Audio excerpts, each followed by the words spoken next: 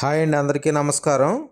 ముమ్మిడివరం మండలం కొత్తలంకలో వేంచేసి ఉన్నటువంటి శ్రీ శ్రీ శ్రీ హజరత్ సయ్యద్ అహ్మద్ అలీసా ఖాదర్ అవాలియా బాబా గురించి మీకు తెలియజేయబోతున్నాను. ఈ బాబా తెలంగాణలోని నల్గొండ జిల్లా నుంచి ఇక్కడ తూర్పుగోదావరి జిల్లాలో ఉన్నటువంటి కుండలేశ్వరం అనే గ్రామానికి వచ్చి ఒక పిచ్చివాళ్ళలాగా ఆయన స్థానికంగా ఉండేవారని చెప్పేసి చెబుతూ ఉంటారు.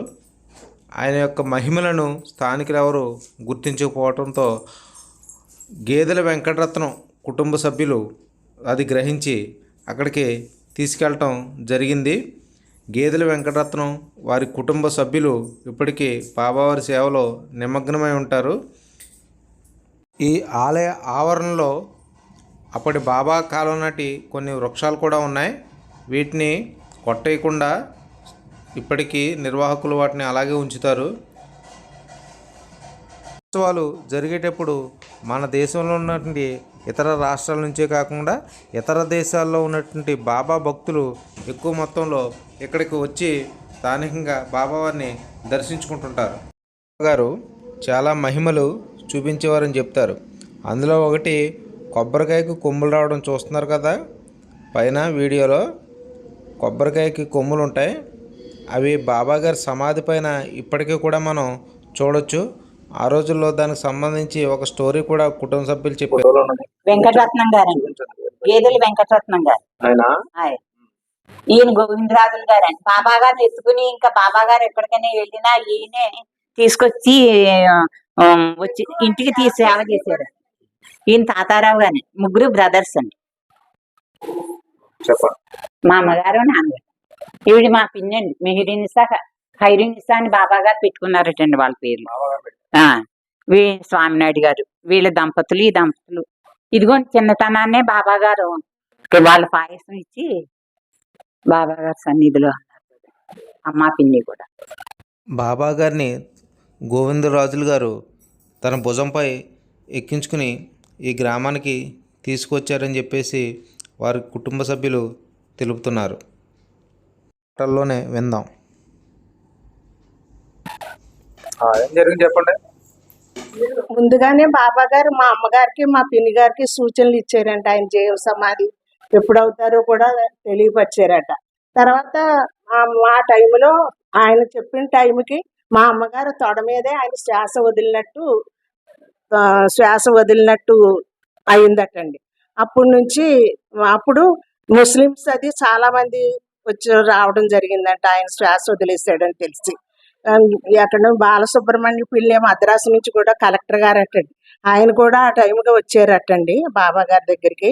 వస్తే ఆయన కూడా అన్ని కూడా మా తాతయ్యలు అది చెప్పడం ఇవన్నీ జరిగిన తర్వాత ముస్లిమ్స్ వచ్చారు కాబట్టి ఇక్కడ మసీదు లేదని ముమ్మిడివారాన్ని మసీదు ఉందని అక్కడికి తీసుకెళ్ళిపోవడానికి ప్రయత్నాలు చేసి చాలా గొడవలు పడ్డారటండి.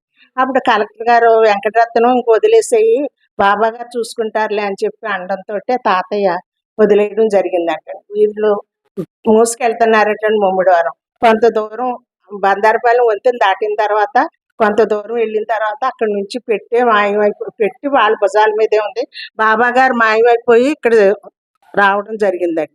ఇక్కడ పడుకుని ఉండటంతో కొంతమంది చూసిన వాళ్ళు పరిగెట్టుకుని వెళ్ళి బాబా గారు అక్కడ పడుకుని ఉన్నారని చెప్పడంతో మళ్ళీ ఆ పెట్టు మోసి వాళ్ళు చూసేసరికి ఆ పెట్టులో లేరు బాబా గారు.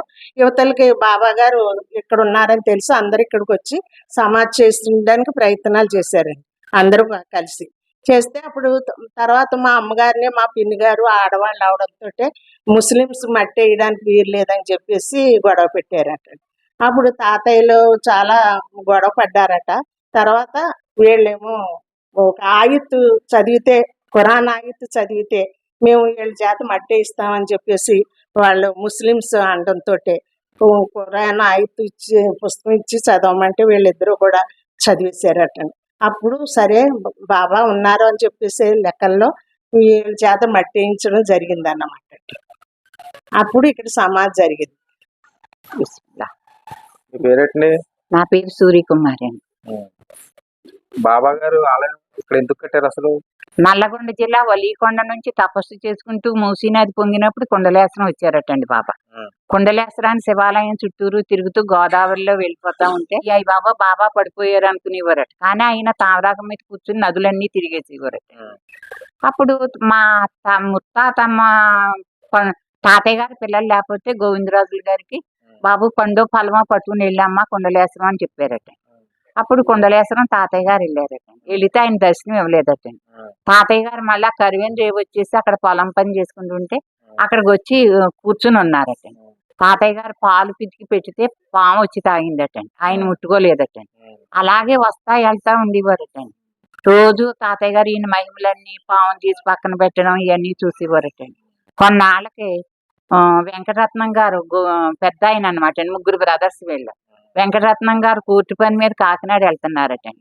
అచ్చాకరు అన్నారట. ఎవరా నన్ను అంటున్నారని నమస్కరించుకుని బాబా నా పని అయిపోతే మిమ్మల్ని నెత్తి మీద పెట్టుకుని నేను పూజించుకుంటాను ఈయన వాగ్దానం చేశారటండి.